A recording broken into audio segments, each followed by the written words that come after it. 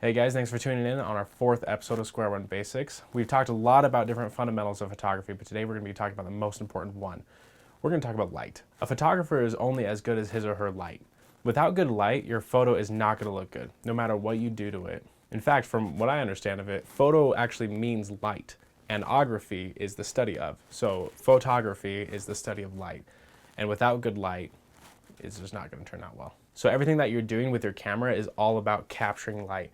And if you don't know the fundamentals of light, everything else you know about photography is basically worthless in all honesty. So first things first, the worst thing you can do with your light is to put it directly in front of your subject, behind you. You're taking the photo and the light is behind you and it's shining right on your subject. A lot of people think, oh great, this is gonna light up my photo and make it look really good. But one of the things that's going to happen is if you're shooting a person, for example, they're going to be squinting and you won't be able to see their eyes. And also, it makes the photo look really flat. And what I mean is there are no real shadows in their face. It's going to be just straight on and they're going to be blown out by this bright light. If you have the light directly behind them, this will create a silhouette. I'm here with the camera, my subject's here, and my light is directly behind them. This is what creates that black, dark figure and then the cool light behind it. So if you want to get silhouette shots, you want to position your subject directly between you and your light source. It's not bad, it's just that's how you get a silhouette, if that's what you wanted to get. So instead what you're going to do is you're going to angle the position of the sun to your subject. Now if I'm here taking a photo and you're standing there, I'm going to put the sun either around here or a little bit behind you on this side. Right here, it'll brighten up on this side and then have a little bit of shadow on the other side, and that creates a dimensional kind of look. If it's directly behind me, like I said, it makes it really flat, but at an angle, it adds dimension by putting in more shadows. If it's over here on this side, it'll make your hair glow, and that's really what I like. If you're going to be doing portrait photography, you usually want your light angled behind your subject. If you do this, then the image will soften up a little bit. You'll be able to see different details, and it'll just look really clean, really professional. So as far as portrait photography, that's probably the most important thing you're going to do. You're going to put the sun at an angle behind your subject. Now there are two different types of light. There's soft light and hard light. So hard light is when it's really harsh, it's very overexposed on the subject, and then really, really hard dark shadows. Now soft light is a little bit more diffuse. It's gentle and it's spread across the image just a little softer, hence the name. Now if you use a flash, whether it's mounted directly on your camera or it's mounted on something else off to the side, you can get what's called a softbox or a diffuser. I actually have one, and we'll talk about this later in another episode, a diffuser that goes directly on my flash on top of my camera. It's really big and makes it look kind of awkward, but it makes the light a lot more gentle on my subject.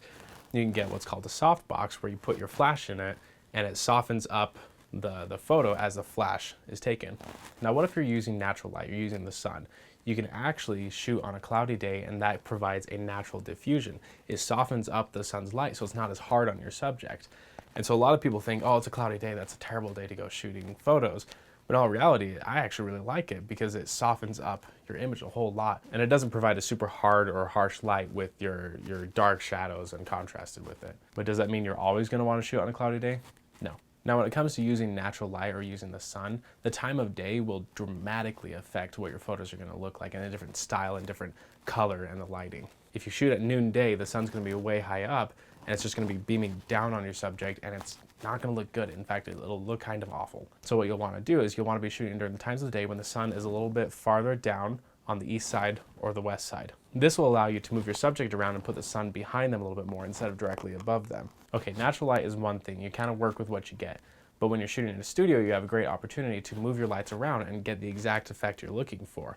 But it's kind of its own beast. So we're going to talk about the most basic lighting, and that's called three-point lighting. The three-point lighting system is broken into key light, fill light, and hair light. Now your key light is going to be cranked up a little bit more than your fill light, and so it's going to be a lot brighter. And the fill light is going to be a little bit softer. It's going to be a little bit darker. For example, my key light is right here and it's a lot brighter on my face on this side.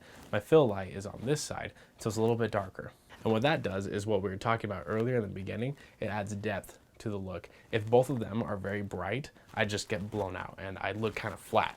And so it's not attractive and it's not interesting. But if you have a little bit more contrast between the two, then you can add that depth to the photo. In fact, I actually don't even have lights set up. I'm just using the nasty light that's in this little room. And it's actually mostly above me over here, and it looks awful, but it's what I have right now. And so that's why it's brighter on this side, and it kind of bounces off the wall over here, and it's a little bit softer on this side, and that's what creates that key light and that fill light. But if you actually get to set up the situation, you can control that a little bit more and get rid of some of the shadows that aren't very attractive. So when you're setting up those two lights, you're going to want them a little bit higher than your subject. Not right above them, because that'll look awful. That'll give you more of a spotlight. We don't want that. You want it just to be just a little bit taller and be pointing down at them some. This is where you can use a softbox, and that'll actually make your light look a lot better. And then number 3 is the hair light. I don't have that with me, but what you would do is you'd have a light hanging over your subject right here. That creates kind of this glow on the head and the shoulders, and that makes me stand out, pop out a little bit more from the background. Now learning the principle of the 3-point light system, let's take it back outside to using natural light. If you're going to be using just the sun, that sun is your key light. But like I said, in this room right now, I'm not using any specific lights, but because of the angle at which the light is bouncing off the walls, it kind of creates that depth, so to speak. And so when you position someone, this is like what I'm saying about having the light angled at them.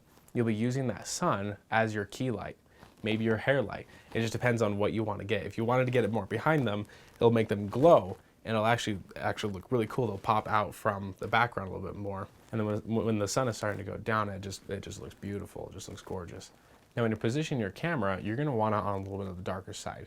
Right now, I'm totally breaking that rule. It's just the way I set up the room real fast, so don't judge me. But typically, you're going to want your camera on that fill side, so the darker side. And then you'll want the brighter side on the opposite side.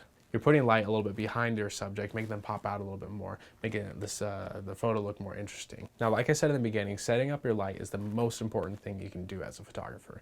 If you can't get the light right, you don't have a photo. So keep in mind, a photographer is only as good as his or her light. Thanks again, guys, for tuning in, and remember to follow me at Square One Basics on Facebook and Twitter.